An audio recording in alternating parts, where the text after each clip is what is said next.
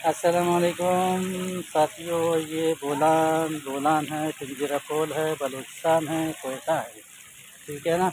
ये वो जगह है जो आर्मी वालों ने कहा इधर स्टील पोल बनाएंगे। स्टील पोल तो क्या, ये देखो लोगों को स्टील पोल, ये तो यहाँ इंतज़ामिया ही नहीं है, कमिश्नर डीसी नहीं है, आपका लेवीज नहीं है। सुबह 6 बजे से हम लोग मजबूर रहेगा। अल्लाह की करनी है। इधर माला माल सूबे को देखो, पहाड़ों के पत्थरों से के अंदर से मछलियाँ बन रही। ये मछलियाँ सारी, ये सारी मछलियाँ देखो, करोड़ों के तादाद में मछलियाँ लोग पकड़ रहे हैं, ले जा रहे हैं। बाकी लोग भूखे प्यासे पड़े इधर। तो अल्लाह हिफाजत करे। हुकूमत के नाम की कोई चीज़ भी नहीं है बलूचिस्तान में। ये भाई कहता है अगर हमें कुछ नहीं देते हो मछलियों के लिए खुराक, खान साहब मछलियों को भी खुराक की ज़रूरत है। आप खान साहब को क्या कहते हो, खुराक भेजें? खुराक भेजे। खान साहब 6 बजे कहता है इन हैवानों का ख्याल करें।